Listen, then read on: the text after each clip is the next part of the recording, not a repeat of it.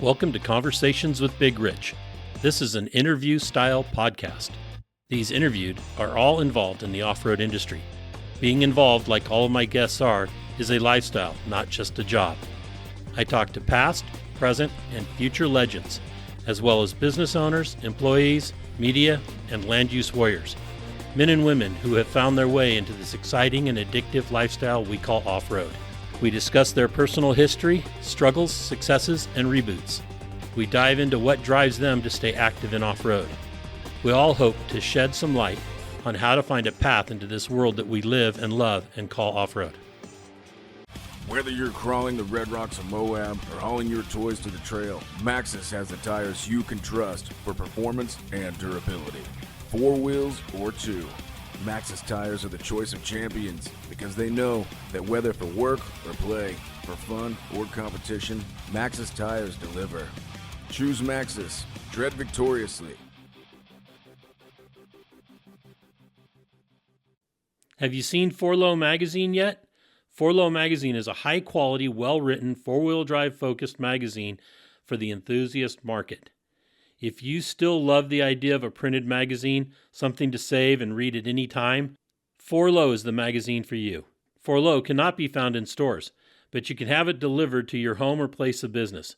Visit 4lowmagazine.com to order your subscription today.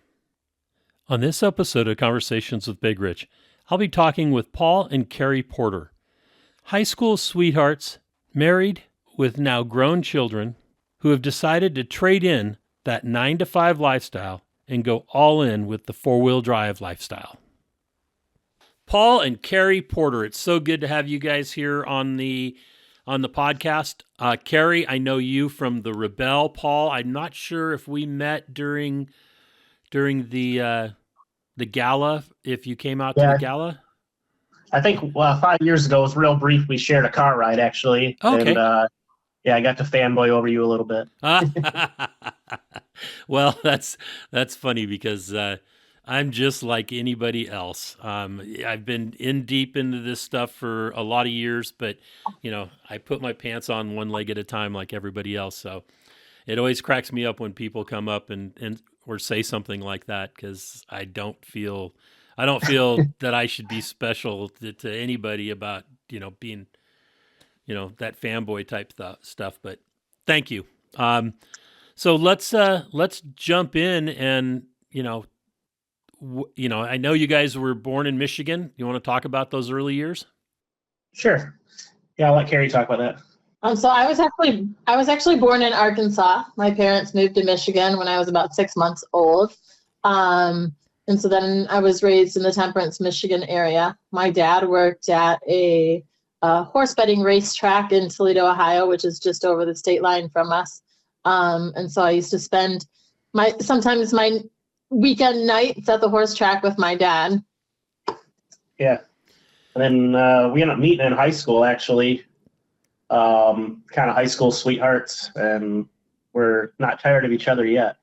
Perfect. Are you guys, were you in the same grade in high school, or? No, she's kind of robbing the cradle. Oh. She graduated 1 year before me, so we started dating when I was 15 and she was 16. My parents used to drive me over to her parents' house, so many years ago, and we started dating way back then, and it just seemed natural. After high school, we got engaged and got married. It just, we've never gotten tired of each other all these years. Wow, that's pretty good. That's excellent. So, what was school like for you, Paul? Were you a good student? No, I would not call myself a good student. I was kind of the jock, but I was kind of a friend of everybody type of person. I hung out with the goth crowd and the jocks and everybody else because I did sports up until I met Keri, and then my attention was more put towards her after that. And you said goth. You hung out with everybody. Okay. That's a term that I haven't heard in a while. That's all. No, I think they call it something else now, but yeah. No doubt. Definitely kind of alternative my whole life, Okay. And Keri, how about you? Were you a good student? I was good enough to get by. I didn't like doing homework, but I was a teacher's pet. I really enjoyed doing special projects and volunteering in class. So in that aspect, I was good. Never liked to get in trouble, but I didn't like really doing homework a whole lot. Yeah, I can understand that. I was the same way. Luckily, I took tests really well. Don't know why. Never studied hard. What about sports, Keri? Did you participate in sports in high school? Not sports in school. I'm from a family of 5, and my dad works second shift, so it was really hard on my mom to, run us back and forth all the time or whatever. But I did martial arts for quite a few years, and then I participated in the color guard in high school, and that was about it. Okay. And Paul, you said you were athletic. You played sports? Yeah, I was a football guy up until 10th grade, and then started 2-a-days, and it was too much time away from my new girlfriend, so I dropped out then. Yeah, so it was football and a little wrestling in junior high. Okay. And Yep. let's move forward a little bit into like college. Any college background?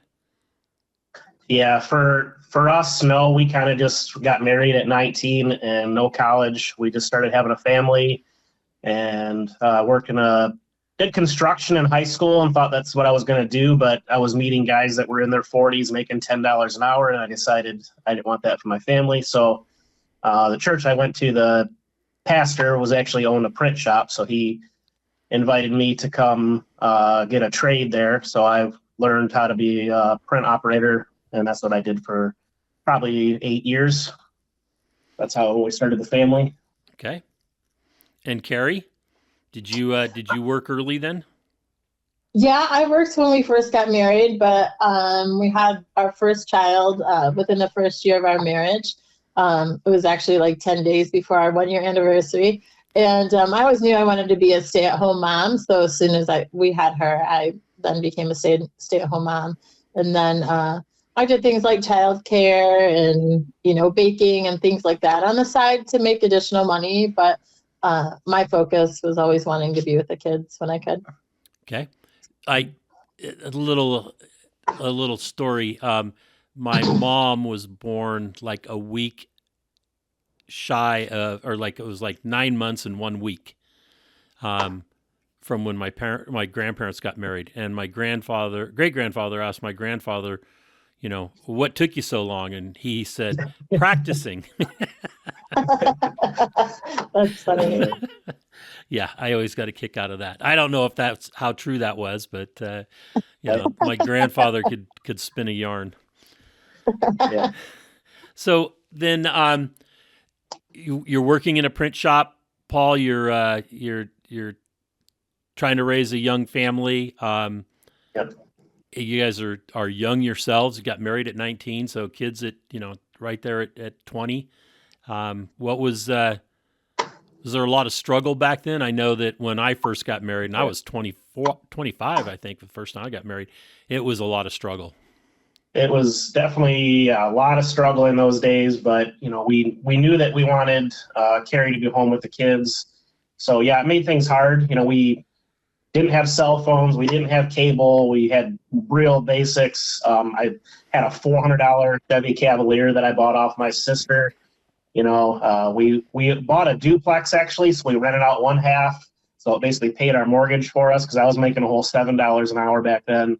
But it was a struggle, but we had a lot of fun. I don't know. Yeah, we struggled to make the mortgage, but the family time, it made us be okay with everything, Yeah, it was definitely a struggle sometimes, but, fortunately, we both have good parents that helped us out from time to time, and that means a lot to us. And Keri, how are your feelings about those early years? I loved being at home with the kids. I miss that now, in a sense, but they say it goes by really fast, and they're not kidding. Right. When my kids started to get into school, I then started to work in the school system. I was a teacher's aide for a couple of months, and I got laid off. And the school that they were in was looking for a bus driver, and it was a very small charter school anyway. So then the principal approached me and asked if I'd be interested in driving school bus. So, so I did that for nearly 15 years while my kids were in school. I was part of the PTT, president of the PTT for a couple of years, and really put on quite a few of the events at the school. And, I'm just a very family-focused person. And just the time with my kids was, I could have done anything just as long as I was able to, make my family work the way I wanted it to. And that's pretty much what I did. Okay. Like I've had many part-time jobs, doing many different things. And just as long as I could do it on my terms, that's what I wanted. Excellent. And how many kids do you guys have? Yes, we have 3 kids who are all grown now. When we're talking about our young days, you're talking late 90s, early 2000s. So yeah, our kids are all 2 years apart, and we now have 4 grandkids between our 2 daughters. And so we have 2 daughters and a son that's in the middle. And so things are just progressing forward quick, and we absolutely love the grandkid time. Excellent. And everybody's still in the same area? Yeah. Yes. Oh, yeah. okay. Which is a big reason why we haven't gone on the road full time, because I'm not willing to step out of the area when everybody's still here. Okay, makes sense. Yeah, we're currently doing roughly 20 to 25 trips a year or events, and so we're gone a lot. And so we've talked about selling the house numerous times because it just sits here. But yeah, we haven't been able to pull the trigger. I got serious about it last year, and Keri definitely said, "Whoa, hold up, let's not do this quite yet. I want a place for the grandkids to be able to come over and hang out." So that didn't happen last year. Like I kind of called her bluff, I feel like. Okay. She was down with it at first. The going on the road full time is it's an interesting thing. I did it. I did a lot of the trips out and back for the first 10 years or so, and then when Shelley and I met and got together, she knew that she was retiring when her youngest graduated from high school. So we went on the road. At that point, we rented the house out and took off. And it was, it made it easier doing events that way because, we could just keep on the road instead of having to make that extra trip back and, cost wise and all that. But, there wasn't a lot of grandkids in the picture then. And our kids are all spread out across the United States. So it wasn't like they were all in hometown. So that made a big difference. Yep. Makes sense. So then, let's talk about some of those jobs. How long did you stay with the print business? I did that for right around 8 years.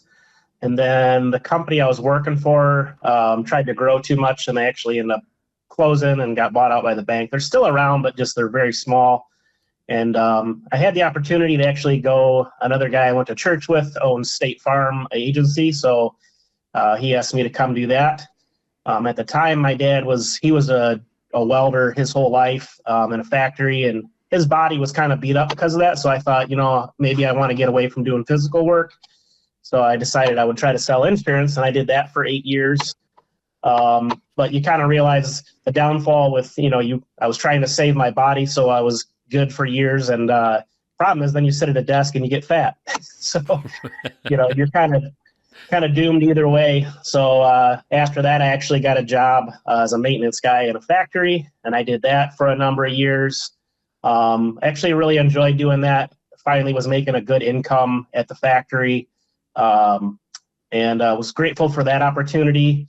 I would do that. And then actually when I did insurance, that was kind of during our time, we started getting into off-roading and Jeeps and stuff. So I was wrenching on the side to try to help keep us afloat. And so most days I'd work 9 to 5 at the insurance place, and I would come home and work from 6 in the evening till, midnight, 1, 2 in the morning, and get up and head into the insurance place with greasy hands, just to make ends meet during those days. The kids were getting to be teenagers, and there was a lot more cost then. So, Right. yeah. Yeah, they don't get cheaper, do they? No, they don't. You think diapers are bad, and then, you start paying car insurance. That's a whole nother story. And then it's that back to school shopping. Yeah, exactly. Because everybody's got to have what's cool. Exactly. And Keri, how about you? You said you had a whole bunch of different part-time jobs. Yeah. So like I said earlier, I was a school bus driver for 15 years, but I also drove nights and weekends for a limousine service in the area. Oh. For about 7 years, I owned my own business company, cleaning and organizing for residential homes. Had about 6 employees, and we would clean and organize in between my school bus runs.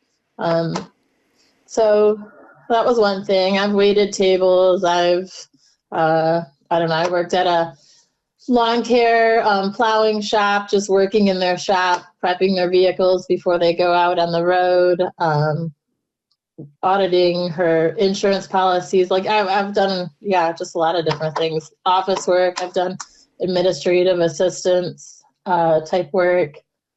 So really just anything to make it work. Cool. Now you said you got into off-road right around the time the kids were in high school. It sounded like. What kind of vehicles were you driving before that? Yeah. So actually, we got into off-roading when our kids were young. Our youngest was 3 at the time when we first got into off-roading, and I had a girlfriend who invited me on a weekend trip with her and her brother. They had off-roaded. We actually went to the Badlands in Indiana and spent the weekend just camping and off-roading in her little red TJ, which she still owns today, over 20 years later. And just had a great time. And then I came home and told Paulie he needed to buy me a Jeep. So so it was an expensive weekend for him. Yeah. Without even being there, yes. Yeah, exactly. Before that, I think we were kind of into. We were always been a car guy. My dad was a car guy. We didn't watch sports. It was more. Not that we were super heavy into cars, but I was out wrenching because they didn't have a lot of money either. So we were always fixing stuff together. My dad was pretty handy, and so we had. Pretty basic cars, Cavaliers and Sebrings. And I always kind of wanted like a tuner car. I was kind of obsessed about that for a little while, but never really did that. We really never had any fun cars before that. My dad had an old CJ back when we were first married that we used to take to the dunes, but it wasn't ours. And was that the dunes on the west side of the state? Yeah, exactly. Silver Lake Sand Dunes. Silver Lake, yes. Yeah, so it's not a huge place, but definitely when you bring up Michigan, usually it's people bring up going to the dunes. That's probably one of the more popular areas. It's a lot of fun. It's kind of like, it's small enough that you do a half day and you've done everything, but there's enough cool vehicles there that you can just go sit on a hill and watch vehicles go by, and it's just beautiful. And then the little town there's the lighthouse and the ice cream shops and all that stuff, which makes for a really good weekend. We were doing that even before we had an off-road vehicle, and that's kind of why my dad bought that CJ after going there 3 or 4 times. He said, we need to get our own off-road vehicle. So he found a $800 CJ7 at no topper doors or anything like that, but he found it at a little automotive place down the road here for sale, and that was kind of our experience to get us out onto the dunes there. Okay. And so then after going to the Badlands, Keri, how successful were you talking Paul into getting a Jeep? I would say we had a Jeep within 2 or 3 weeks after that. Wow, you're pretty convincing. Yeah. It didn't take a lot of twists to my arm. I was already into quads at the time. Okay. And I kept leaving the family, 4 or 5 times a year. I'd leave and go ride the dunes a lot, actually, with the 4-wheeler. And, kind of was like, okay, I need to find something that the family can do together. And so when she mentioned getting a Jeep, I thought that's a great idea. I'm going to sell the little four-wheeler I had, and that was kind of our deposit on that first Jeep we bought, which was a TJ with a 4-cylinder, only had 65,000 miles on it, and I don't know, we only paid $4 or $5 grand for that thing. Yeah, it was around $4 grand. Yeah. We bought it at night and we thought it was navy blue, and then we woke up the next morning and found out it was purple. It was one of the first colors where you kind of looked at it and you're like, is that navy or is that purple? And in the sunlight, it definitely showed up as purple. And what did you think the next morning? Like, oh, darn. I did. Yeah. Neither one of us are fans of purple vehicles. So Did you put pink highlights on it? No. So, That's one of the fads that drives me nuts. Is the fluorescent green, orange, or pink highlights on vehicles nowadays? yes. I don't get it. No. So then, you guys get into Jeeping, and it was pretty much stock. Yeah. So that first vehicle, the guy we bought it from, we didn't know anything about it, but that friend that Keri went with off-roading, her brother John, who's now become basically one of my best friends. Pretty much all the trips we do with our friends, he's there with us. We've been doing it for years and years, but we didn't know anything. And the guy told us it had a lift kit on it, and told us some other features that it had. And of course I bring it home and I immediately took it over to my buddy John's house to show it off. And he gets underneath it. He's like, there's no lift on this thing. He just put 31-inch tires to make it a little bit taller. And, we had no idea what we didn't know. So yeah, my first lift, I think, was just, we saved up for just putting little budget blocks on and, maybe went to like a 33-inch tire. And we only used that Jeep for about 6 months before I realized it was really underpowered. And then we ended up buying our first real Jeep, which we ran for 8 years, was a black TJ with a 6-cylinder manual trans. And I can remember still saving up for that first lift kit. I'm a wheeler dealer type person, and we didn't have a lot of money. So I remember, buying some used shocks and buying some springs. And, I kind of went to a lift kit online and saw these are the components. And so I just kind of pieced together the components. Then went to a 33-inch tire with that maybe 2.5 or 3-inch lift is what we first had on that thing. Perfect. So yeah. Yep. And then you still just doing the sand dunes, or were you going out trail wheeling other areas? Yeah, so trail wheeling, kind of back in those days, there wasn't a lot within 4 or 5 hours of us. You pretty much had the Badlands in Indiana, which is a park.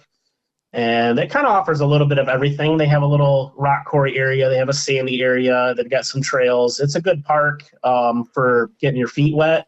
And then pretty much it was that and the dunes. Nowadays, there's probably another 4 off-road parks that have come up in Michigan. Within probably, they've all been around for probably a good 15 years now. But yeah, back in the early days, it was pretty much the dunes and the Badlands, and the Badlands was 5 hours. The dunes was 4 hours from us, but those were kind of your choices back then. But a lot more has popped up over the past, 15 years around here. So are your kids into off-road as well? No, they're not. Our 2 oldest kids, both of their first vehicles was a Cherokee, and they thought that was great until they had to start putting gas in it every week. So those didn't last that long. Our son is into drifting. He likes the drift scene. Which would be a fun sport to experience. But car sports are expensive. So oh yeah. So I've been afraid to dip my toes into that because I've already got one expensive hobby. I don't need a second one. Yeah, I feel like our oldest daughter would and will maybe get into off-roading again once, her kids are really young, 2 and 3. And so they, she's just trying to get by like we were in the early days, but she has expressed interest in getting out with us. So I've had the idea of maybe just kicking around the idea of getting a cheap JK or something like that on, 33s or 35s just to be able to get her back out with us again. Because I think, we love having the grandkids, and I think, if we can help facilitate that, I think that's something that could be fun. Excellent. So then you guys at some point decided to make off-road more of a lifestyle instead of just a hobby. And how did that progression work? Yeah. So that started. So we started a club in our area.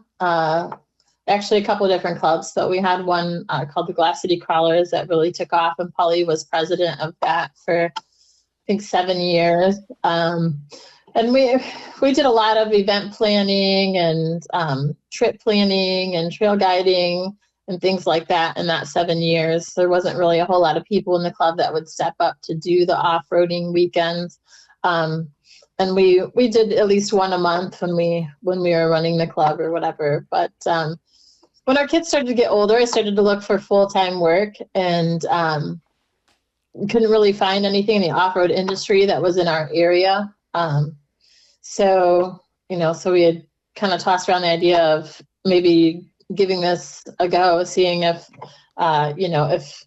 this is a feasible business to run. Yeah, during the club years, we would meet so many people that would say, hey, I bought this Tacoma, or I bought this Wrangler or whatever 3-4 years ago, and I just had no idea where to go. How do you even put it in four-wheel drive? Like, you'd meet so many people, and we hear that story over and over and over again. They bought this adventure vehicle, but we don't know what to do with it. So we thought there's got to be, there's a need for this.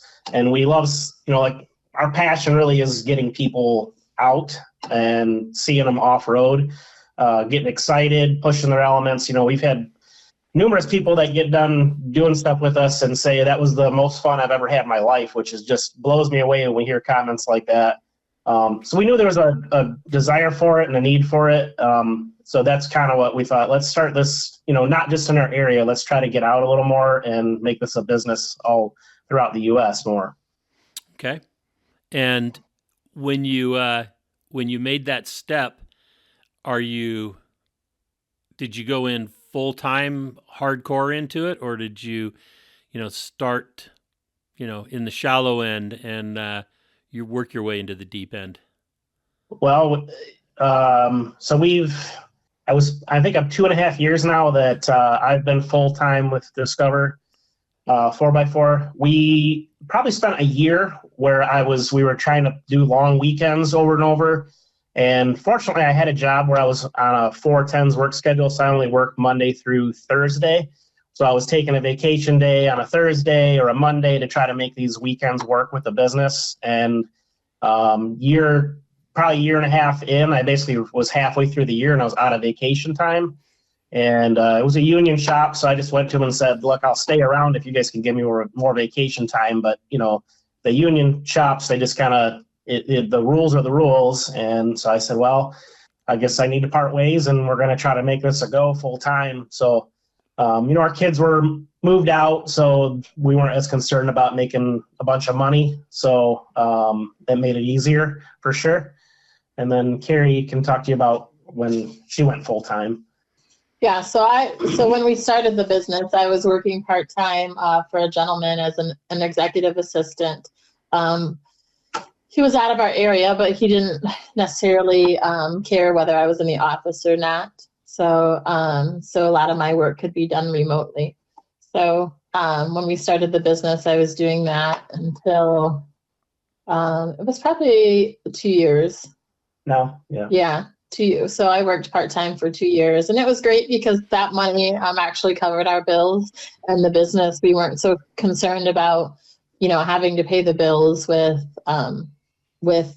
our business specifically. So that was a really nice segue into becoming full-time. So one question I have for you, was your time in roller derby, did it help at all in the off-road business? That's an interesting question. I thought that might be a stumper. Yeah. I would say some, because you definitely have to learn endurance and being able to push when it comes to push and shove. But roller derby really got me out of my shell, and so did the Rebelle. I was a stay-at-home mom for so many years, and I'm not really somebody who likes to be in the limelight necessarily. The part I love about our business is just creating experiences for everybody. So, so roller derby helped me get out of my shell in the sense that it's okay to be out in front of people and to be outgoing. Right. Okay. I can tell you, it makes for a dangerous work environment for me because, when your boss can knock you over, it's kind of scary. I got to watch what I say. That's awesome. So let's talk about what your business is all about and how people can get involved. Sure. So our business essentially kind of has like two parts, I would say. So we run adventure trips, and then the other thing we do is offer training courses. So 101, real basic course that's an all-day course where we basically, if somebody's brand new. When we first started doing the 101s too, I kind of thought that we would be talking to people that had never been off-roading at all. But what I've discovered over the past few years is what we see is people that tell me, yeah, I've been out once, twice, 3 times. And basically I've went out enough that I don't know. And I'm kind of worried about, I bought this $60,000 vehicle and I don't want to destroy it. So they've gone to the off-road parks. They've just run around on what we call the hull roads, basically the dirt roads, and they're afraid to do a lot of the harder stuff. So, we help to build them some confidence, help them to know what kind of gear to get, how to use all the new fun features that are on these vehicles. So, and then a lot of those people have become people that come on our trips. So we run adventure trips, I would say all over the U.S. We definitely focus a lot here in Michigan. Michigan has 3,000 miles of trails. They're definitely easy, so they're great for beginners. But yeah, we do Kentucky and Tennessee, and we were just in Missouri. So we're kind of all over the place as far as running trips. I feel like we vary our trips, and we're kind of expanding the trips we offer because I'm the type of person, I get bored pretty quick. So if there's not some variety and change, I'm going to have a hard time staying interested. So yeah, so that's kind of the two parts of what our business and what we offer. Within those trips, then we do winter trips, we do summer trips, we try to offer a little bit for anybody. So if you're into camping, we do camping trips. If you want more of a plush trip, we do, trips that involve nice hotels and going out to eat and things like that. Because we've heard, mixed things out of different people. I definitely think that the nice Airbnbs and hotel trips are probably gaining more traction. At first people kind of look at the price point, but once you start taking the time to figure out, oh, well, if I went and did this on my own and I was going to spend $400 on hotels anyway, a $600 ticket is really not that bad to have all that plus trail guiding, so right. We try to make the most of people's time. So, we're taking you out, we're showing you the good trails, the good spots, you're not wasting your weekend trying to figure all that out. We've spent the time doing that. So, and yeah. So the people that are coming on your trips, are they're a little more advanced, or are they still, in that 101 stage? We offer trips of all different skill levels. So we have our most popular basic trip is our Shore to Shore, which runs the 2 tracks in the forest roads of Michigan. We start on the East Coast at sunrise and take 2 days to work our way to the West Coast to sunset. And then we have what we call big rig events, and those require 37-inch tires, lockers, winch. Highly suggested that you trailer to the events. And then we also offer some women's events throughout the year where we have trail guides that will lead a beginner group or intermediate or advanced group. So we really try to cater to all different people, right? You just do easy trips and you pigeonhole yourself into not growing with your customers. You do stuff that's too advanced or, only do camping trips, then you're only catering to one part of your audience. But if we offer, a variety of things, then we can cater to a broader audience. There you go. Okay. I feel like the big rig trips are kind of selfish. We do those, and that's a very inexpensive ticket, but pretty much you're just getting trail guiding from us on those trips. And a lot of those are a lot of our friends and things we've met over the years. Probably pretty much average person there is really running a 40-inch tire. We go run some harder trails. So it gives us an excuse to still get out with our friends. The only reason why we haven't upped the tire to 40-inch tires is because our best friend John, his wife Mirandy, runs an LJ on 37-inch tires. So we don't want to exclude her from being able to participate in that trip. But yeah, everybody else runs 40-inch tires and or very buggy type vehicles along those trips. So okay. Yeah. I always like going on those trips with my Cherokee and surprising people. Yeah, right. She's a lot of fun. She does great with her LJ. Yeah, I surprise people with 35s. But I started wheeling when I was 1982. So, there's just a lot of experience there where, right. that I figure out a way to get through with 35s. But yeah. Driver mod means a lot, right? Yeah, that's true. Yeah. Yeah. So then what do you guys look at as the future for your business? Are you going to expand and go more places, longer trips, shorter trips? Where do you think it's going to go? This next coming year, we're talking about extending our shorter shore from 2 days to 3 days. We just did a survey with our clients from this past year and had nearly 100 responses, and people wanted longer trips and they wanted more variety of trips. So we're talking about extending a couple of our staple trips another few days. We do a trip in the UP that's very popular.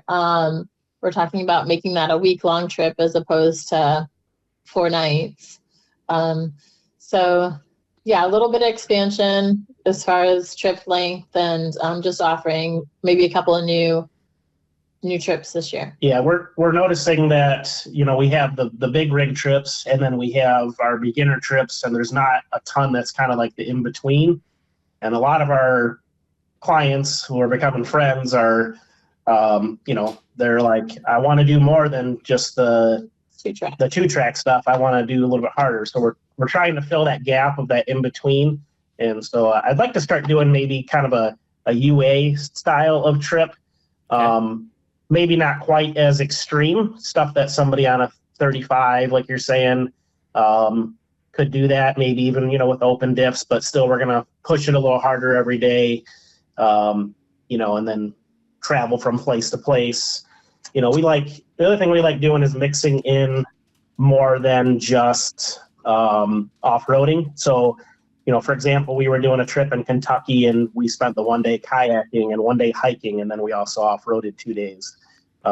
So I like to kind of add some of that type of thing. So we do our UP trip, we do some off-roading, but then we'll also go the 1 day we spend time going to a lighthouse and some other overlooks and things like that. So yeah, we like to involve more than just off-roading. To me too, that kind of helps. Say you have a wife that's big into off-roading and her husband that's coming along in the passenger seat doesn't necessarily get into that as much. So it's going to try to keep everybody interested. Right. Yeah, makes sense.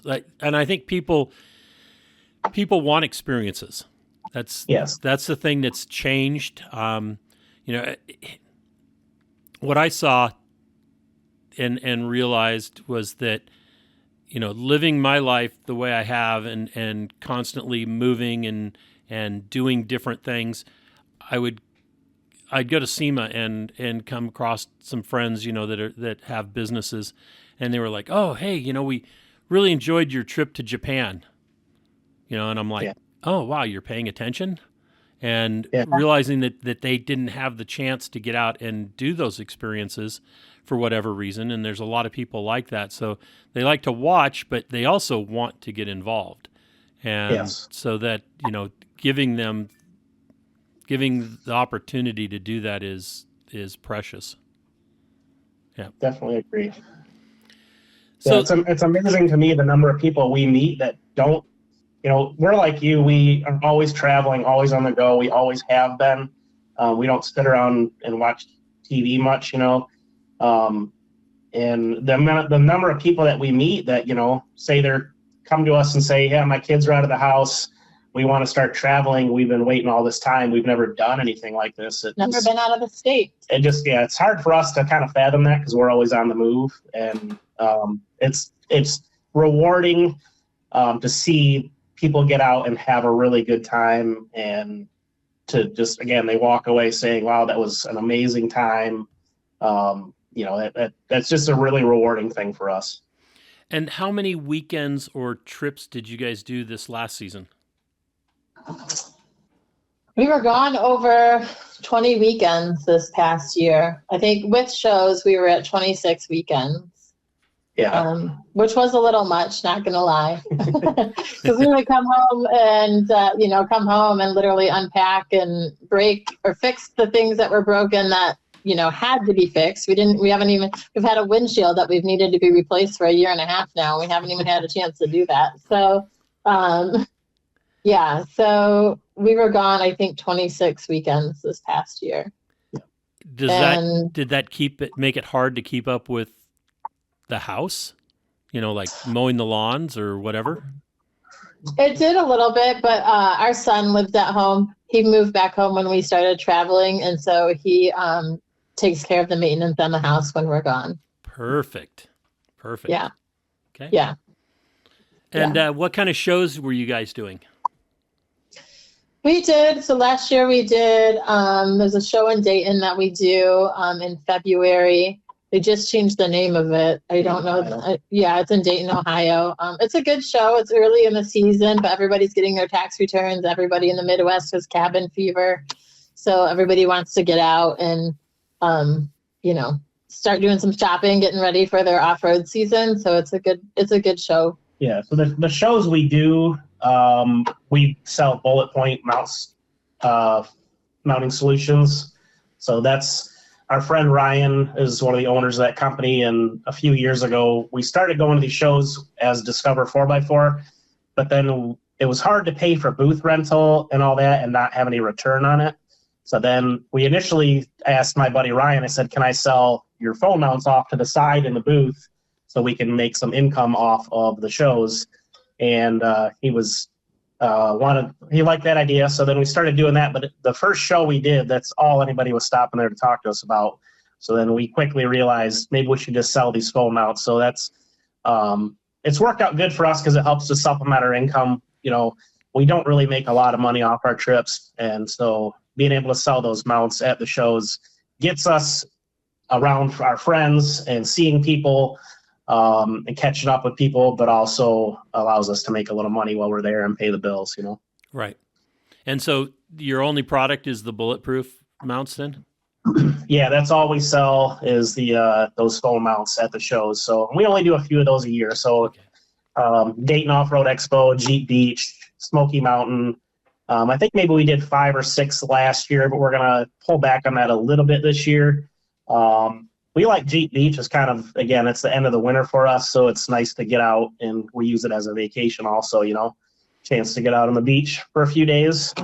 And then Smoky is, that's probably, to me, the biggest show of the year as a vendor. So we really enjoy that show. It's just a good, very successful show. People are there to spend money. That's why people go to that show. Okay. How far west have you guys wheeled? Sure. So that's going to be different for both of us because Keri's done the Rebelle, right? So, oh, yeah, that's true. Yeah. But so, yeah, farthest I've ever gotten is going to be, we've done Colorado and Moab, and then Keri's been out further than that. She could tell you about that. Yeah. So, with the Rebelle, I've done Nevada and California, Klamath Sand Dunes. Yeah. And what did you think of the Rebelle? I can't exactly tell you where I was at in California, Nevada. Right, because you had maps with nothing on them. Yes. Right. Which I don't know. It's kind of, I would say it's kind of interesting. The only time I've ever wheeled like California, Nevada is during the Rebel. I've never like gone out just to vacation or just, so I'm looking at waypoints and I'm looking at directions and I'm, looking at degrees and distance, but I couldn't tell you where I was or what's around it because. So I do have, actually, I should say that I have wheeled in California. So I'm going to tell on myself because we went to KOH last year. Oh, yeah, we did. And we rented a Mojave JT. And I couldn't take it anymore. We were out there visiting, and I told her, I said, we were out there a week ahead of time, and I said, we've got to get on the trails. And so we took our rental Jeep out on the trails. I'm a rule breaker. Keri's kind of a rule follower, so she was nervous the entire time. I kept telling her it's fine. The noise is just a control arm or a skid plate or a frame hitting those rocks. It's fine. So, yeah, I've actually done a little bit in California, but, yeah. I've got to ask, what did you think of KOH? Yeah, it was a really cool experience. I definitely don't want to go again without having my own vehicle there. Again, it's just hard for somebody that when this is our life and our love, it's like I'm staring at these big rock piles thinking, I wish I had my stinking Jeep here. Right. So, yeah, it's a really neat experience. I know a lot of people have gone there for years and years. It's really far for us. It's a 3-day drive for us. So, so just the cost of getting out there with our own vehicle, would be very excessive. The problem with driving our own vehicle out there is we host a winter event in February. So, so we have to make sure we make it back in time to host that event. So that's why we haven't driven out there yet, but it's a great event. I love KOH. We went and we helped a friend. He was racing it for the first time that year. So we kind of helped him in his pits and managed like the hospitality side of, his team and his staff, which was a lot of fun. And I'm thankful that we had something to do because we're not people who just sit around. So I think if we went out there and just sat around, we probably wouldn't have enjoyed ourselves nearly as much if we didn't have something to do. Yeah, right. Definitely. We're kind of like, we like to be from the inside out on events, so being that we were in the pits helping keep things organized, that kept us interested. I'm sure for a lot of people spectating is just fine, but just because of who we are, we want to be involved. So we were grateful. We were just going to go to spectate, and then it was probably 5 weeks before the event, we got a call saying, hey, it was actually Ben, JK Gear and Gadgets, has a YouTube channel. So he did his first KOH last year. So his wife is friends with Keri, and she called and said, can you help with the hospitality side? So, just as simple as, those guys need to worry about the race car and the team. So, we're handling the food and the background stuff, helping them make sure they know where they're going and in the right direction. So perfect. So question, when you guys are doing your trips, do you provide that same hospitality to the attendants, the people that are attending your trips, or are you guiding and they're bringing their own meals and cooking themselves? So that really depends upon the trip. When we do our camping trips, we let people provide their own food. Our idea behind the camping trip is that we wanted to make it affordable for, young families or, people who don't have a lot of income, but still want to be able to get out. So, what you spend on food is determined by you. It's not determined by us. You're just paying for trail guiding, and we cover your campsite, and then everything else is on you. Our women's events, we provide dinner for everybody every night at the women's events. We also provide light breakfast in the cabins. And then people are responsible for their trail food when they're out on the trail. So it really it's really just based upon each event. Okay. Yeah, kind of going into starting to plan our trips years ago, I had a vision of, getting to camp and having meals all set up and, but it's just a matter of, then we started asking around, what would you pay for this style of trip? And at least in our area, it seemed like people would rather save the money and not have those accommodations in some cases. So, yeah, again, it was just to try to keep costs down. And then obviously there's a little more logistics there too if I'm having to try to find somebody, which we've done on some of our trips, but generally I would say that 75% of our trips we do not offer food. Okay. We take care of basically your accommodations, whether it be camping or hotels, and then we trail guide. Okay. Makes sense. Yeah. Yeah, I feel like our when we first started our business, the idea of paying for someone to provide a trail guiding service for you was, I don't want to say laughable, but there were definitely people in our area who thought, it was ridiculous that people would pay for our services. But now that we're almost going into our fourth year, we see that there's a need. Yeah, there's definitely a need, but there's a more positive response than there was when we first started the business. There's always going to be those people, right, who learned from their Uncle Bob and don't need anybody to show them anything. But then you have the people who, really want to do this safely and they want to do it right, and are willing to pay for someone to show them how to do that. Right, exactly. I'm one of those Uncle Bob people, but I like going on people's trips so that I can go with a group to areas that I've never been before. Yeah. So that's appealing. But if I'm doing the Rubicon, it's like, I don't want, I just prefer to wheel by myself most of the time. Yeah. Just because. That's one place we haven't hit yet is the Rubicon. And I get that because honestly, that's the type of person I am too. We did, so we run a winter event, and, it was probably 15 years ago, we went to a winter event here in our area, and it wasn't even an expensive ticket. It was only like $60 a person. Granted, this was a lot of years ago, but, I thought, why would I do this? We should just do our own. And so, that's just the kind of person that I am. So I get it, but we've learned that there are a number of people that, again, they've owned that Jeep for 4 years, and they haven't done anything with it because they don't know where to go or what to do, so they value having someone plan all of that for them.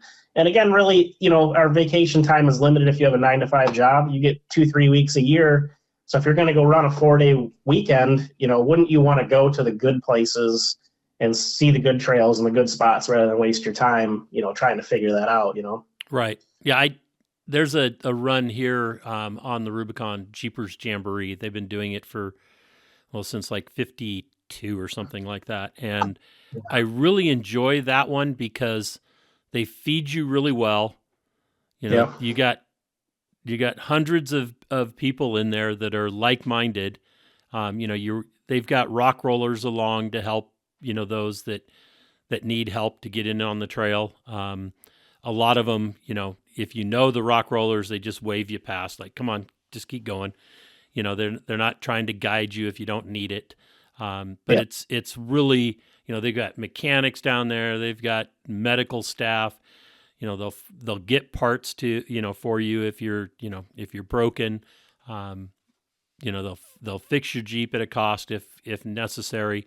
But, you get a nice meal, twice a day. It's just a great organization, and there's entertainment, that kind of stuff. So it's a different way to see the Rubicon, but it's an enjoyable way to see the Rubicon. Yeah. Sounds like they're bringing a lot of value to the people that are there. They do. The one steak dinner that they do is just phenomenal. It's almost worth the price of the ticket anyway. Right?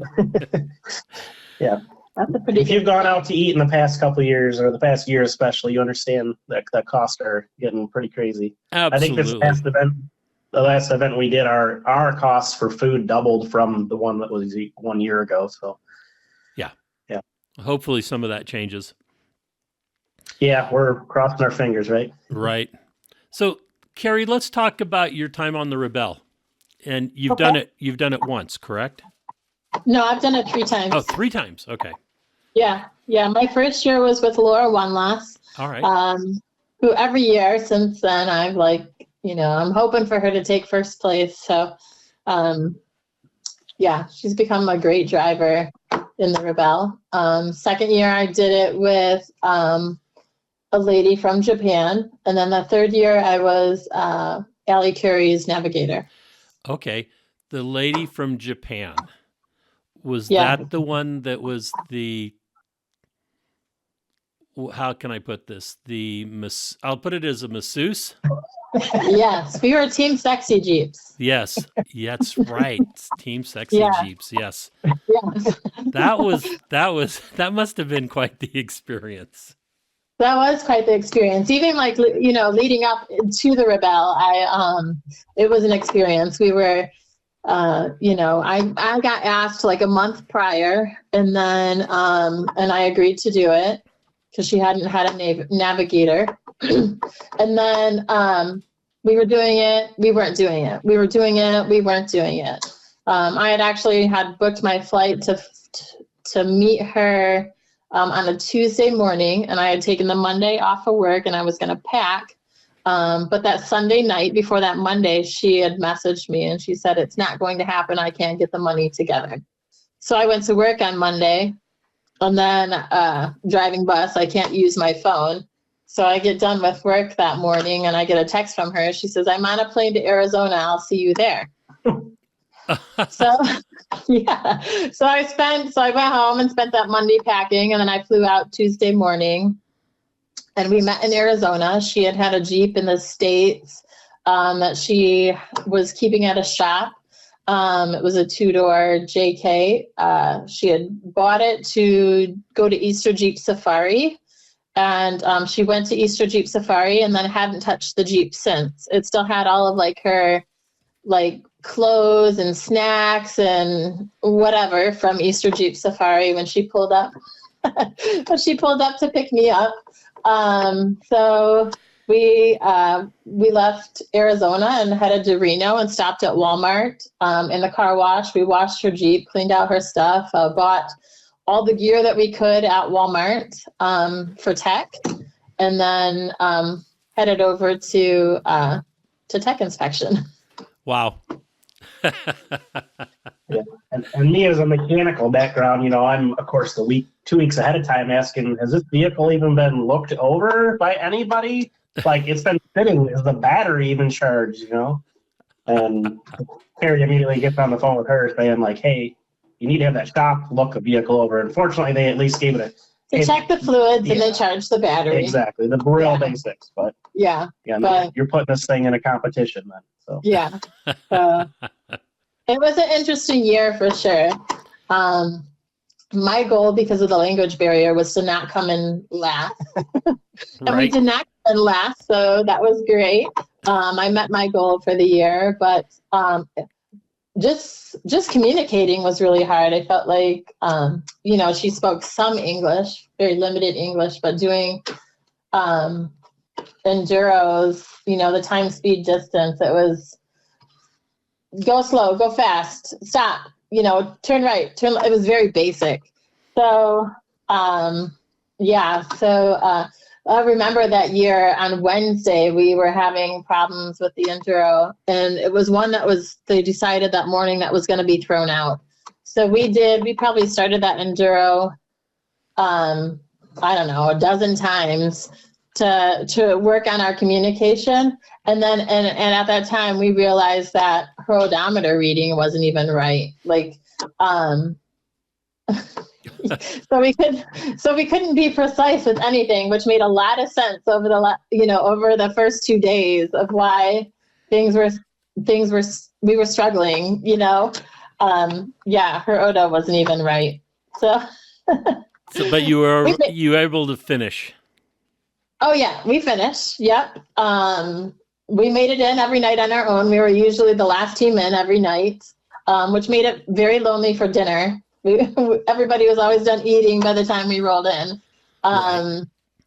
Yeah, but it was definitely a learning experience. You learn a lot about yourself when you're stuck in a vehicle with somebody you don't know for that long. And, have communication barrier. So, yeah, it was a good experience. It was a hard experience, but it was good. Well, I can tell you those late nights, the meals, and eating alone. I understand that because Shelly and I do that most of the time when we're down there because running sweep, and you're not always the last one on course. You may be the last competitor on course, but we got eyes on you. So that's true. That is true. We actually joked about you guys following us in every night. We started calling you our paparazzi. We were the paparazzi. There you go. Yeah. The course guys were our paparazzi following us in every night. So yeah. So I'm excited. I'm actually headed back to the Rebelle this year. The last 3 times I've participated as a navigator. And this year I plan on heading back as a driver. So I'm really excited about that. And do you have a navigator picked out? I do, yes. I have a friend who's going to do it with me. It'll be her rookie year.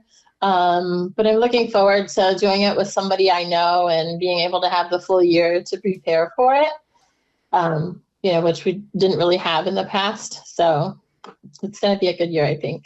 Good. Excellent. Yeah. And so what is, you guys have just finished your season up and you're coming into the off season. So you're prepping for next year already? We are. Yeah. We're working out on our calendar today. And when we hang up with you, we got to finish hammering out our calendar so we can get that out for next year. And then, then our events will start popping up on our website, and our tickets for people to hopefully purchase those. You full well know how tiring event planning can be. So we always we get home we always finish strong. So we were gone for almost 6 weeks to finish. And we kind of got home and we just sit back and just watch Netflix for 3-4 days and do nothing and just kind of try to reset our brains and bodies before we get into it. But that was all last week, Monday through Friday. So now this week we're all right, time to get busy and get back to work. There you go. So tell us how people can get in touch with you and how they can find out more information about your trips and events. Okay. So we have a website, discover4x4adventures.com. We have social media, Facebook, Instagram, YouTube. You can find us anywhere. Our events, we use the Facebook event tab for all of our events, which link back to our website. So you can either find them on Facebook if that's easier for you, or you can find them on our website. Yeah, we also have a YouTube channel, which is just our Discover 4x4 Adventures, where we do post as much as we can a lot of our adventures. So we just did a Tennessee trip that's on there. The one we did in Kentucky's on there. So if you kind of want to get an idea of some of the trips that we do and the fun people that are there, that might give you a sample of that. Excellent. Well, I want to say thank you very much for spending the time and discussing your life and how you got involved in off-road and how you made the decision to go all in. Yeah, thank you. Yeah, thanks for having us. We appreciate it.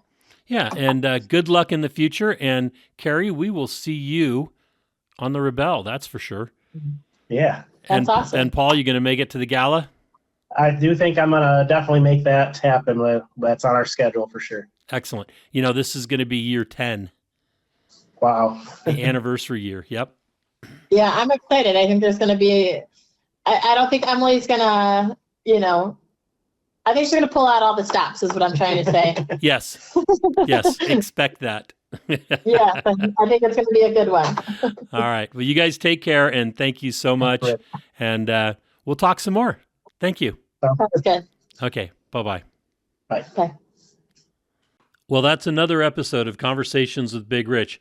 I'd like to thank you all for listening.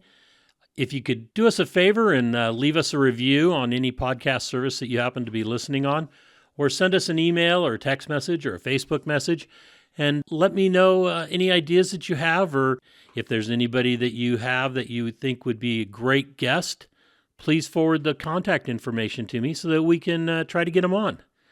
And always remember, live life to the fullest. Enjoying life is a must. follow your dreams, and live life with all the gusto you can. Thank you.